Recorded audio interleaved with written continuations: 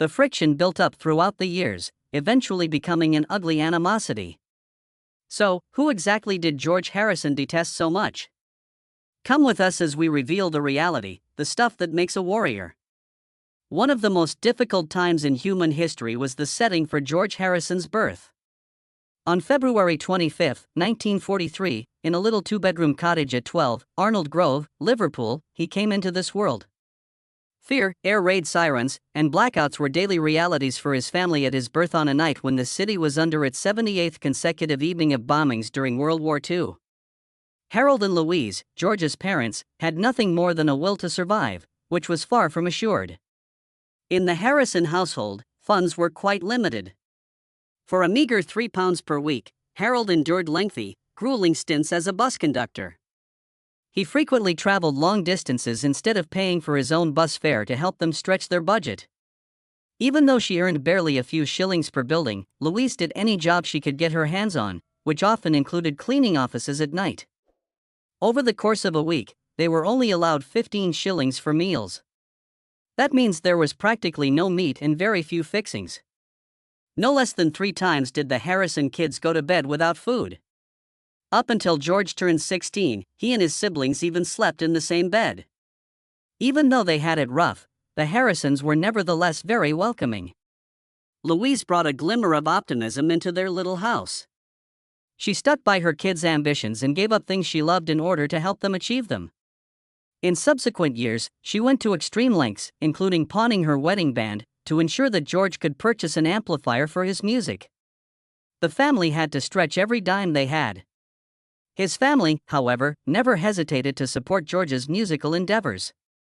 George was 12 years old when he initially felt that intense desire. While pedaling along one day in 1955, he rode past a house where, through an open window, Elvis Presley's Heartbreak Hotel was playing. His movements came to a halt as he was captivated. The reverberation of Elvis's voice and guitar chords ignited a fire within him that would never go out. He informed his mom he wanted a guitar more than food when he got home. His comments were not disregarded by her. His gravity was clear to her. George went to Frank Hess's music store when he was 14 years old and bought a cheap Eggman flat-top guitar. A significant outlay for the family, costing 30 shillings. Even though George's fingers were bleeding from trying to learn guitar chords, he persisted in his efforts. He worked through the discomfort by practicing for 6 to 8 hours daily. Academic pursuits were neglected. His instructors noted that he appeared to be completely uninterested in anything other than guitars, geometry, history, and pretty much everything else. His entire being was consumed by music. Paul McCartney was introduced to George by fate not long after. On the 86 bus to Liverpool, they crossed paths when Paul saw George holding his instrument. Even though 20 Flight Rock was a challenging song back then, George assured him he could do it. Following Paul's admiration, George promptly tried out for Paul's band, the Quarrymen. Even though he was barely 14 months old, he played the role of a risque teenager to perfection when he was in John Lennon's presence. Despite Lennon's reservations, Paul remained relentless in his pursuit of George. Ultimately, John caved to his apparent skill. George joined the group that would go on to alter the course of history at the age of 16. With unwavering resolve, George had climbed out of poverty and into music, but the struggles that were ahead within the band would prove to be much more formidable. The illusion of a little brother. The age gap was more significant when George Harrison initially joined John Lennon and Paul McCartney than most people think. The age difference between John and George, which was over 3 years, felt enormous in the late 1950s. John thought George was just a little accompanying child. Rather of seeing him as an equal bandmate, he frequently treated him more like a younger brother. When George spoke his views, John would often be abrupt and uncaring, ignoring him until he finished speaking. The leaders' identities were quite evident. George did not belong to that group. Paul McCartney presented his own set of difficulties, although being nicer than John. A cause of stress in the studio was Paul's perfectionism. He was quite opinionated about the proper pronunciation of each note and frequently attempted to exert control over not just his own but also the other musicians' performances. George was continually being told what to do or even told he couldn't do it while he tried to hone his skills as a guitarist and songwriter. At first, the instructions may have been useful, but they quickly became too restrictive. Little space was allowed for George's imagination to flourish due to Paul's domination. There was already an imbalance, and it got worse as the Beatles became more famous. The Lennon-McCartney songwriting partnership dictated the band's trajectory, even though George had original tunes. John and Paul had an unwritten but recognized understanding from the start that they would each play a significant role as songwriter. While George could pitch in, he could only chip in a little. Throughout the majority of the Fab Four's discography, he was capped at a maximum of 2 songs per album, regardless of the number of suggestions he made. This has nothing to do with a shortage of content, actually.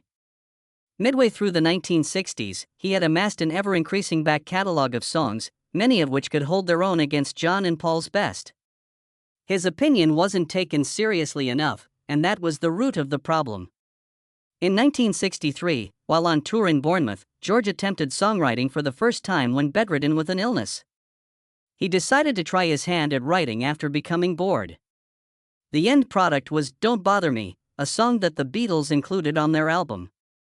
The fact that George could write songs that worked for the band was demonstrated, even though it wasn't a classic.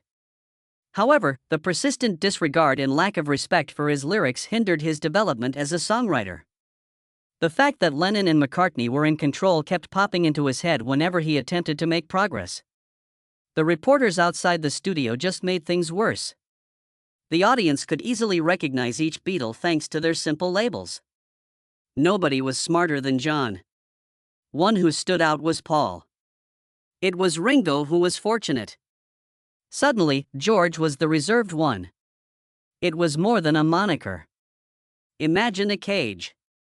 His humor, viewpoints, and developing writing talent went unnoticed by reporters and admirers, who instead perceived him as shy, reticent, and even distant.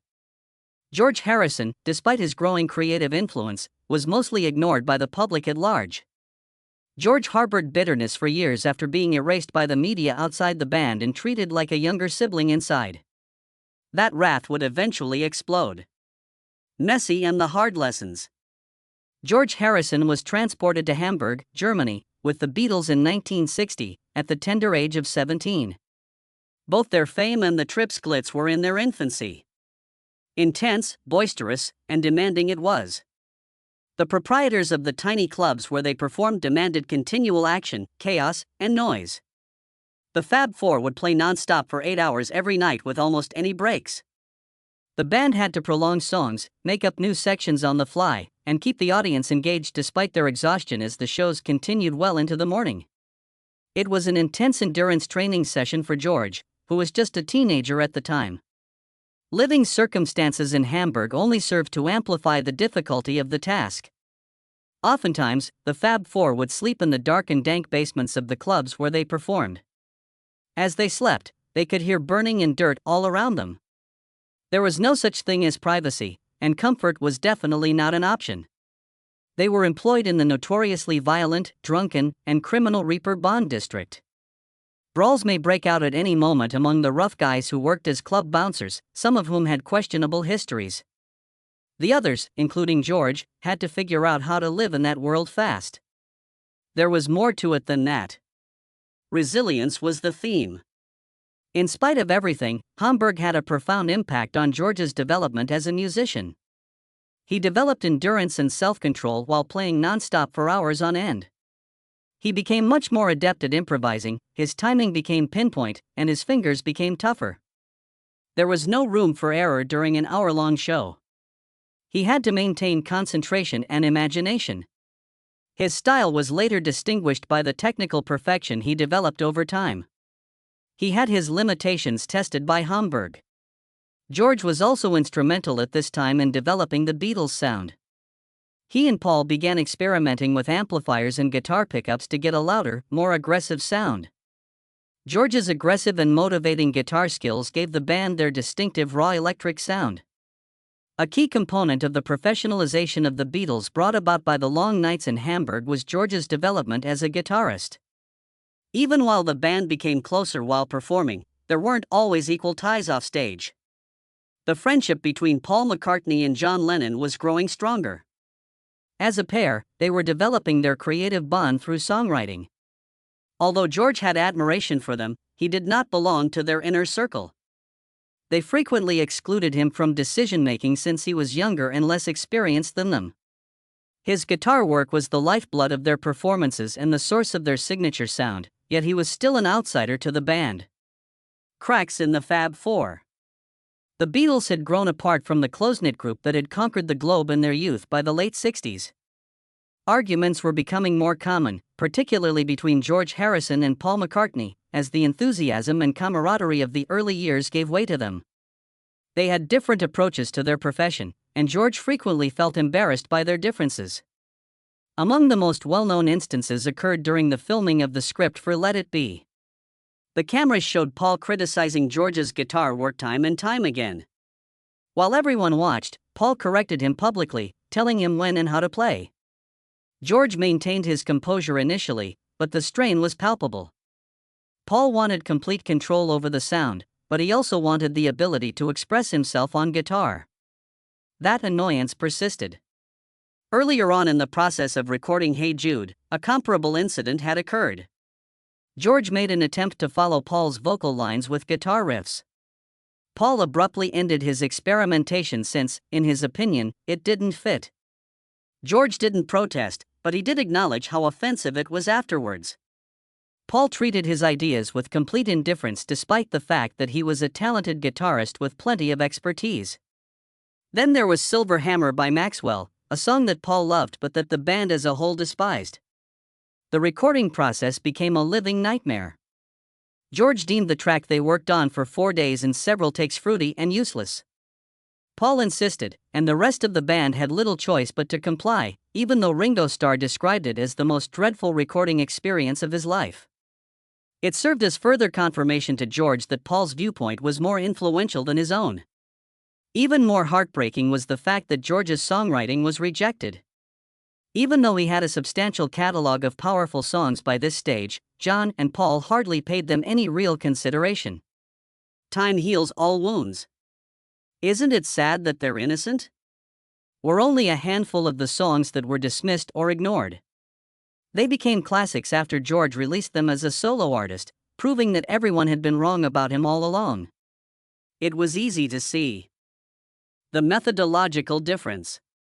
In contrast to George's more reflective and contemplative songwriting, Paul and McCartney worked almost like a factory to crank out songs.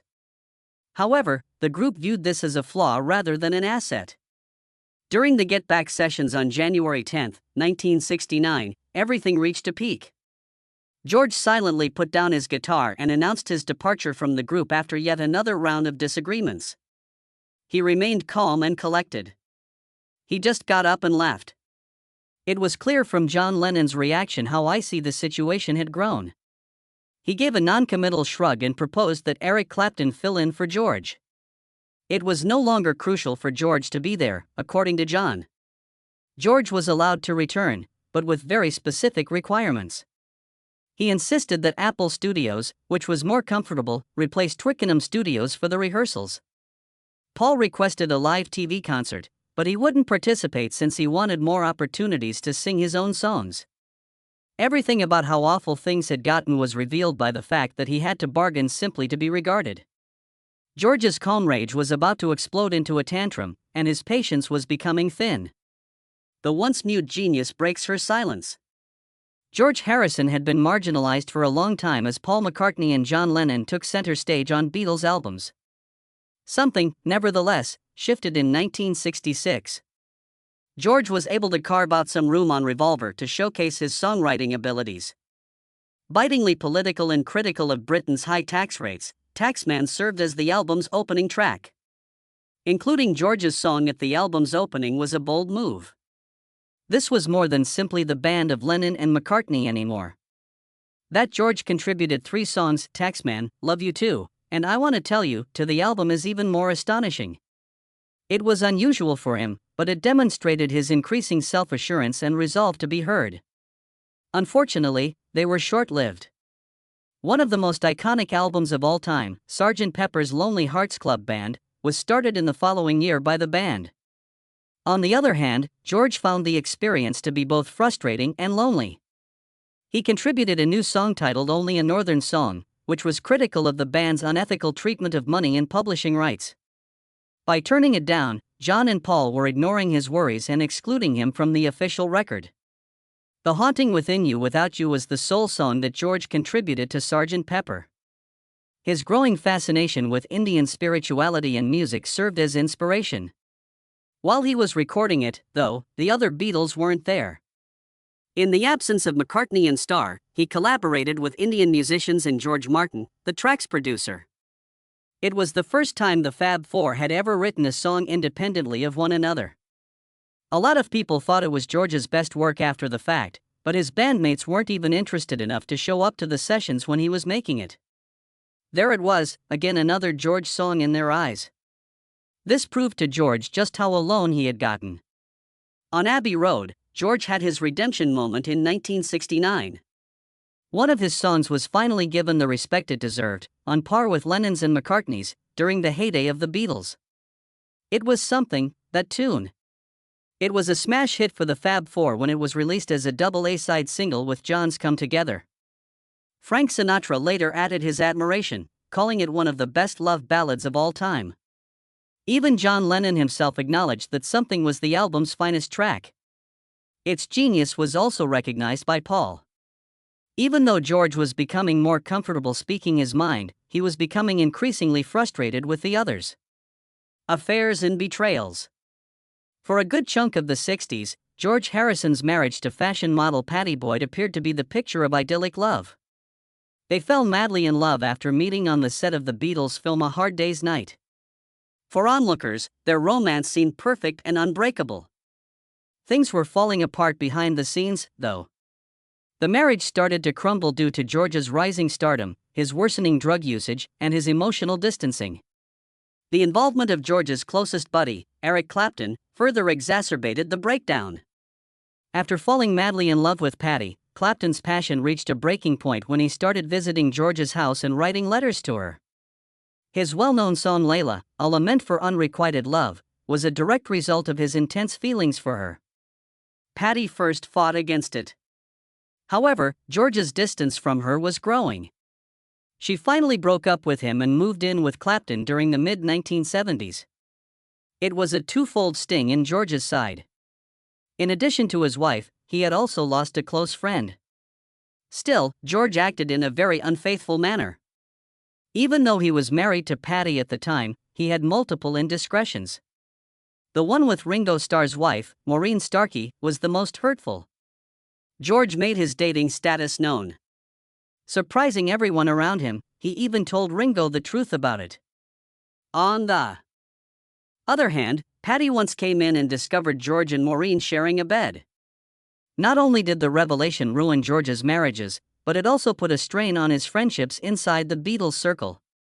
The scenario was described by John Lennon as virtual incest, and he was particularly repulsed by it.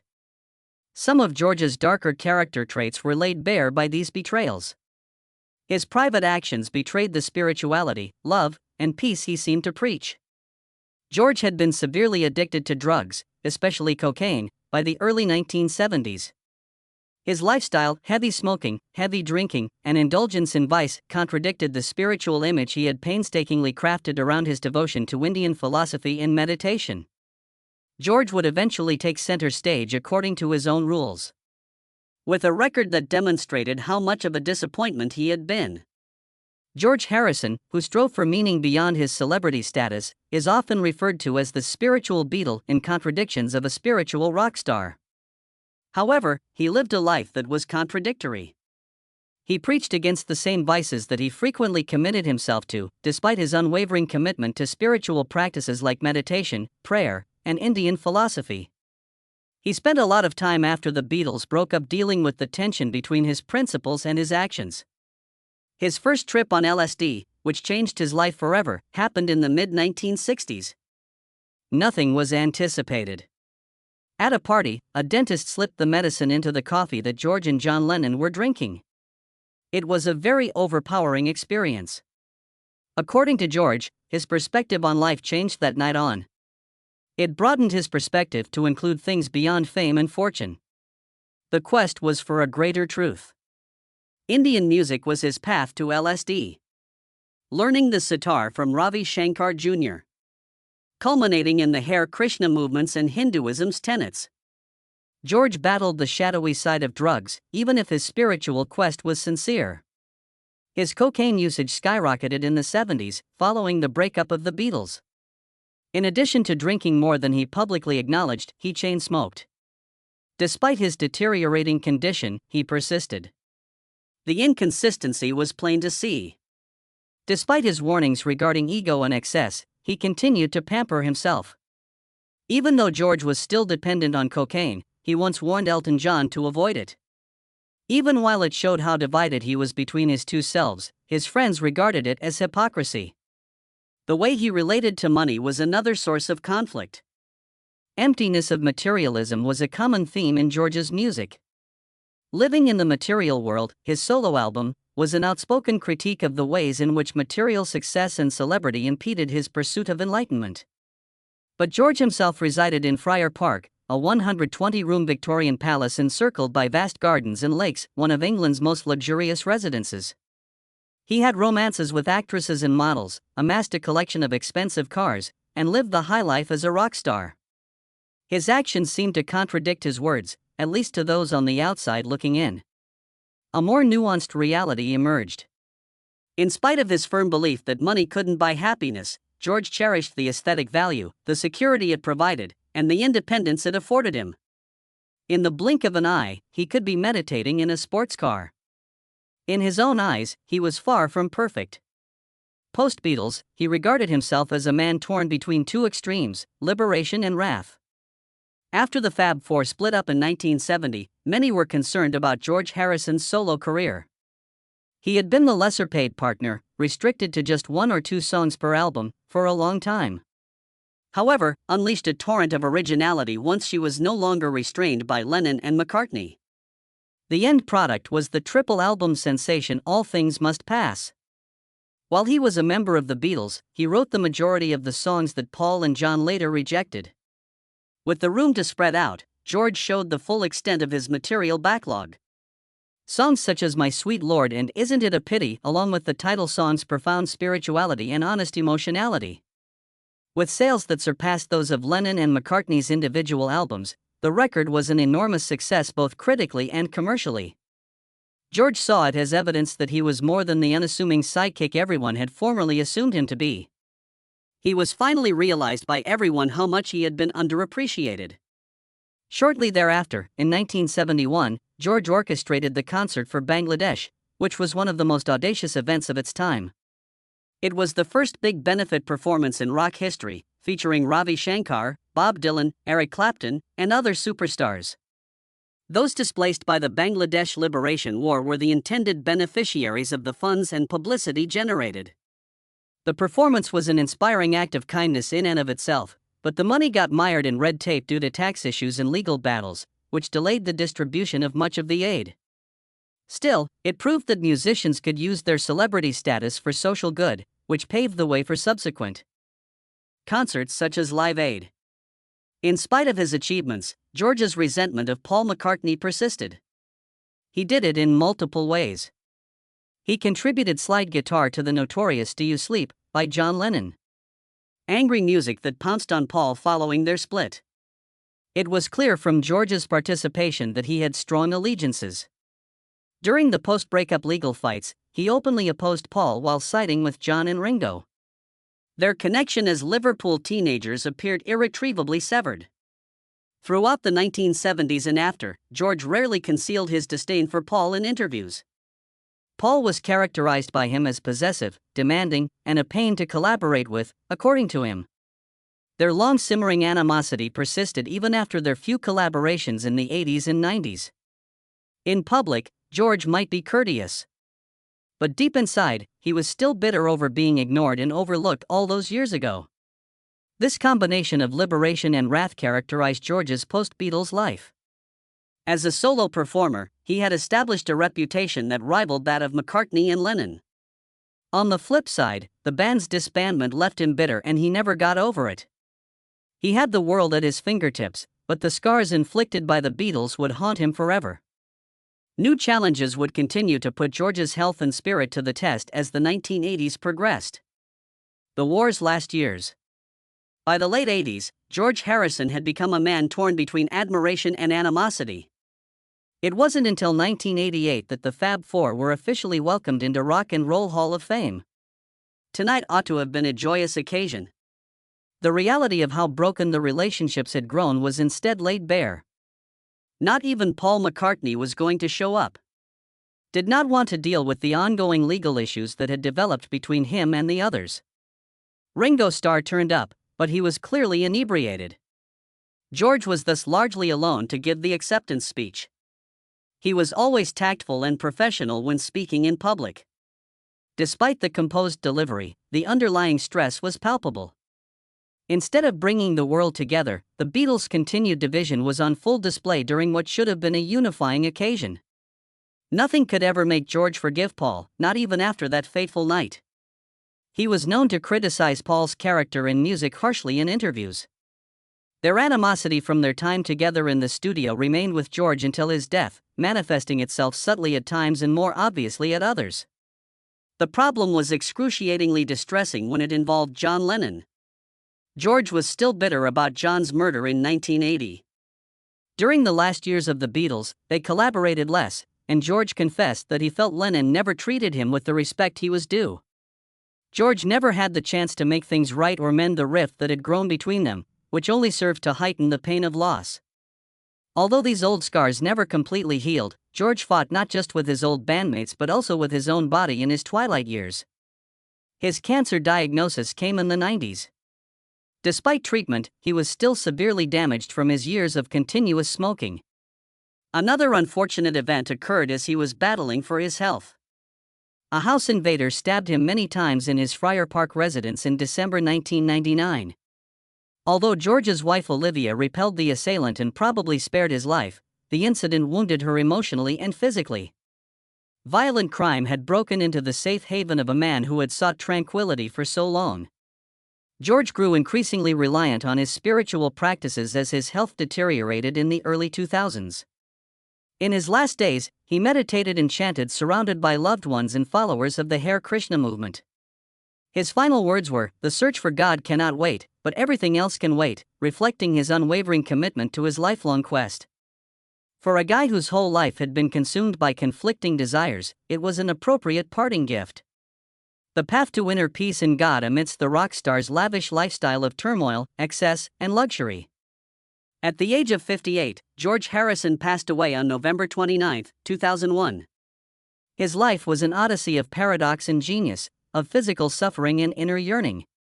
His music not only uplifts listeners, but it also serves as a poignant reminder that even the most talented individuals have challenges right up until the end. Like and subscribe for more music history videos like this one if you liked it.